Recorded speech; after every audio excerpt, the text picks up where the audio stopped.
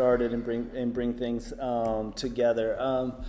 So as we get started, I do want to pause for a second and note that there was an anti-Semitic attack last night at a Hanukkah festival or a Hanukkah celebration in New York.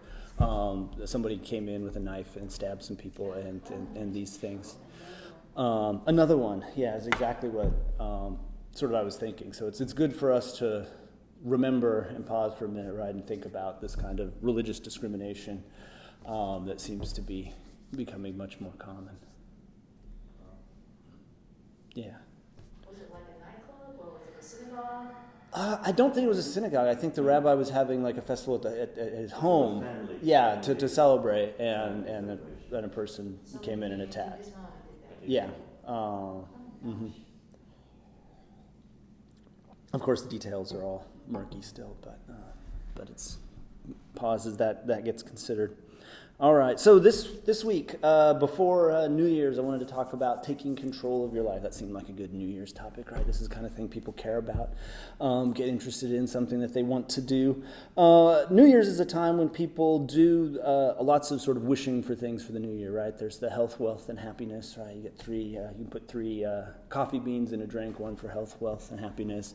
There's greens, right? Have greens in order to get money, right? And black eyed peas. And there's all these sorts of things where people, at the beginning of the new year, do these kinds of little superstitious things to bring them the stuff that they think that they need for the new year, right? The thing that they want for the new year. Because it seems that we never have enough, right? We never have enough to control our lives. We never have enough that we want to get. If we only had a little bit more money or a little bit more time or a little bit more energy, right, then finally we'd have what we need to get through this. Okay. So this, to me, is always a sign that we need to stop and think carefully, right? I mean, if I didn't have enough money when I was a teenager, right, and then I didn't have enough money when I was 20, and then I didn't have enough money when I was... Like, this is a pattern, right? This is holding. Why is this continuing, even though I have a lot more now than I did then?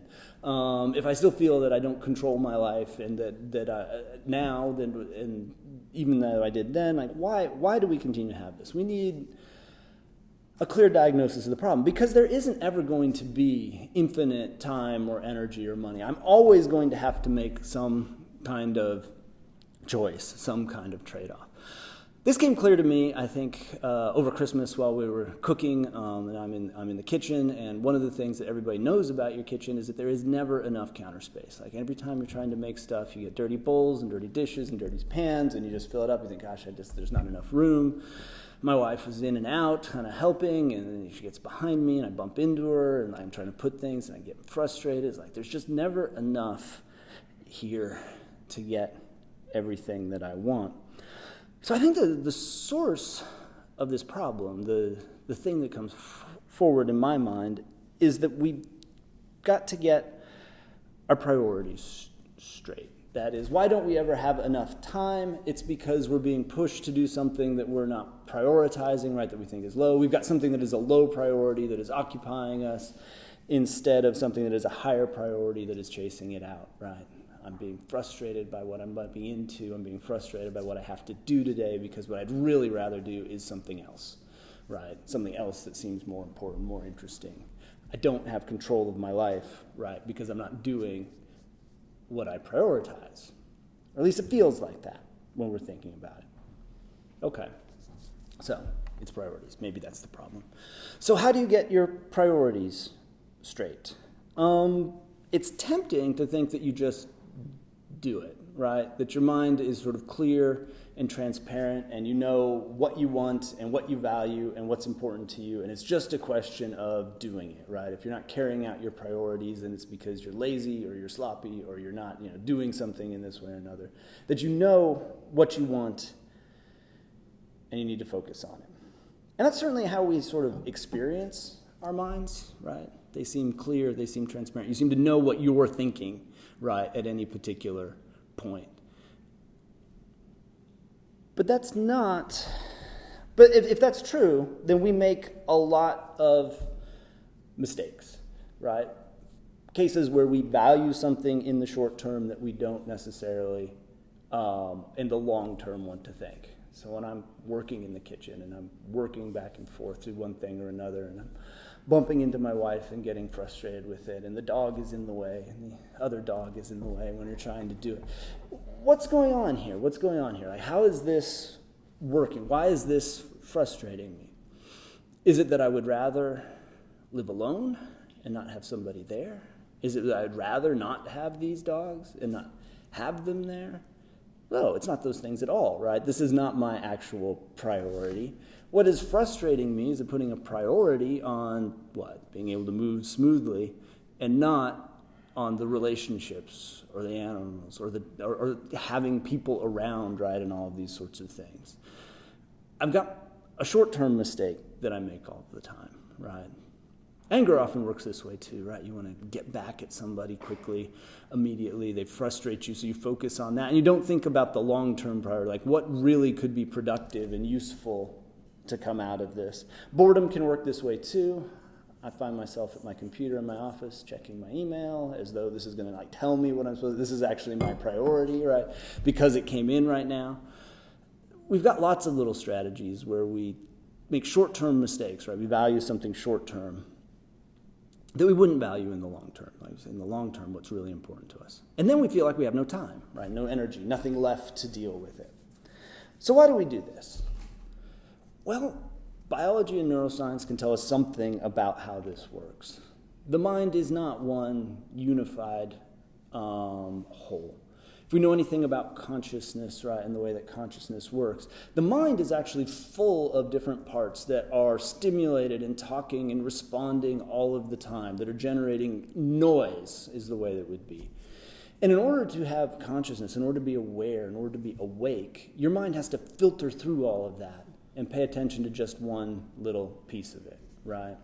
So if you just think about something simple like vision, right, your eyes bring you all of this information when you look out at the world, but it actually sees the blood vessels that are going across there. There are blind spots in the center, but of course there's parts of your brains that are patching that all up and filling it in so that you don't see it.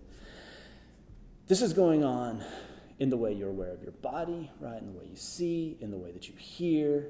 Like there's constant input, tons of input, that if you were aware of all of it, you would just be smothered, you would be overwhelmed. And those are just senses. If we move over to emotions and feelings, right, are you hungry, are you sleepy, are you stiff? What kinds of feelings appear to you? I mean, there's all sorts of things like this going on. And something manages to grab your attention, manages to hold your attention, manages to leap up there and be the thing that you're paying attention to. So if I get frustrated, right, at what's I'm bumping into, right, that thing has leapt up to my attention. And all of the other things that I needed to be paying attention to, that I could be paying attention to, that might matter, fall away in the background. I don't see them. So we're not naturally sort of one thing. We're not naturally a unified system. We got this illusion, right, of somebody that is in control, that is making decisions, that is when really things are just popping up. And most of the time we just respond to them. David Hume puts this as saying that we are passion's slave, right? That passions, our emotions, sort of tell us what to do, frame the issue for us, like, gosh, I got to deal with this lack of counter space in my, right? This is the thing that has to matter now. Because that's the emotion that has come up. That's the emotion that is shaping all of this. Everything that I then reason about and think about and try to do is being guided by that feeling. So becoming one unified system, becoming one person, moving from being a child, right, who's driven by these immediate responses to being an adult, a person who acts on their best understanding, their best reasoning, their best thinking, right, about the situation, is not something that we do automatically. But that's not to say it's not something that we can't do. It's a matter of getting your attention right. At least that, I think, is one big part of it to focus on. It's a matter of getting your attention right. It's a matter of paying attention to the right parts of your experience, to the right parts of your thinking. It's a matter of holding that within your attention, reorganizing your attention so you know what you're doing. So if you have a busy day, right, full of things that you think, I don't want to do, how can you take control of your life? Well, part of this is to say, why don't you want to do these things? Are they things you really need to do? Are they important things to do? Are you doing this because it's part of something else that you value? Or is it really something you wish you weren't doing and there's no point to it? Maybe it's something you're just doing for the money, right? It's a job, right? This is the only reason that I'm doing it. Notice all these things, though. If you attend to it in that way, that is, if you say, this is just something I am doing for the money. This is my job. I need some cash. I got to get this thing done. It becomes much easier to handle. You do it. You finish it. You drop it. You put it down. Like, any time you spend on it beyond what it takes to do the job and get it done is a waste of time. Any attention you spend on it. You say, I'm doing this for the money. Well, why do you want the money? What do you need this money for? Is this, could you live on less money? Would that be easier? And if you say no, then look, I have chosen to do this because I say I want this money for this purpose. I have chosen to do this. And then you're not being pushed around nearly as much. You're clear about why you're doing what you're doing. So we've got to reorganize our attention. I think when we feel that we don't have control of our lives, it's because we're not seeing, right, what our priorities are. We're not acting on those priorities. Or a lot of times we're doing things that we really do prioritize, but we don't see them that way. They feel imposed. They feel driven. We're trying to chop off one part and keep the rest, right? I want to have those relationships and have those people around, but I also don't want them to ever be in my way or be things that that's not a thing that can happen, right? That's not a real thing. Okay. So attention. Attention is crucial. You've got to pay attention to the right parts of things. And we have habits of how we pay attention to things. So we don't just randomly do it. We have habits. People tend to pay attention in particular ways. Those habits of paying attention shape our thoughts and feelings about the situation. Right. If you pay attention to what immediately frustrates you, then you're going to continue to pay more attention to those kinds of things in the future. If you pay attention to what you're grateful for in a situation, you're going to continue to pay attention to those kinds of things in the future. You prime yourself through these habits for having certain kinds of emotions. And those emotions prime you by giving you then attention to particular aspects of that situation. So if we're going to take control of our lives, we need to take control of our habits. We need to be able to change our habits of thought and feeling. This isn't something that's going to happen immediately. Attention works a lot like a muscle. That is, the more you use it, it will get tired.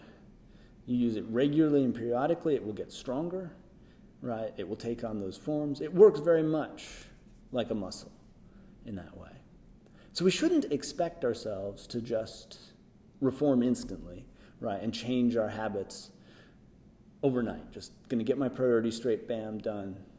I'm going to go back to the same patterns of paying attention to things that I've done before. That's going to be normal, and I can bend it just a little bit, right, through effort and attention, and then bend it just a little bit more through more effort and attention, and so on. Until finally I'm paying attention to what really matters to me, what's important to me. And then my life won't feel nearly so out of control. It doesn't mean I will get everything that I want. I mean, I still may want more money. But it means that I'll understand all of the choices that I made. Right? I made the choices. I'm doing this because I prefer this option to that option. I'm aware of the circumstances that I'm in and can respond to that. All right. Now, some people are going to ask some obvious questions. What about people who don't have enough money, right? Who really are short on that? What about the moments when you don't have enough time? Some people are under systems, right, where they are poor and they don't have these options, where they spend most of their life working for money, and it is much easier to take control of your attention, to adjust your feelings, right, when you have time, space, and money. I think that's absolutely true. So let's change the system. Right? If we're going to take that objection clearly, let's change the system. Let's adjust it. Where are we going to start? Well, any effort you're going to make to change the system, to reorient, to give people more time, more space, more control over their lives in very material ways, where are you going to start? Well, probably in meetings with other people to make plans to do things. And if you've ever been to meetings with other people to make plans to do things, they're somewhat productive and somewhat frustrating, and things don't get done, and you can pay attention to the wrong parts of it, and you can get frustrated and give up. That is, even if we need to change the system, and we certainly do in some ways, the place you have to begin is with you. You have to learn to pay attention to the important parts. To know, hey, this is why we're doing this. We want to give people more time, more money. We're concerned about people who are poor, right? And therefore it's hard for them to take control of their lives. And therefore I have to work on my habits of thought and feeling so that I can participate in those efforts in an effective way.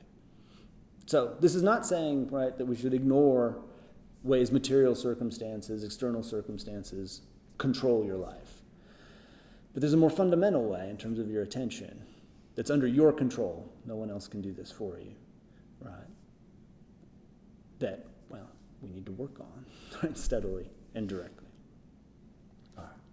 So that's what I would propose when people are wishing for health, wealth, and happiness as it comes in the new year. Those are all good things. I would take those good things. But it would really be wonderful to have more control over my character. Epictetus makes this point early on, right? People are often asking for more money, right, or more honors or more positions. They never ask for more virtue. They're always content with the amount of virtue that they already have.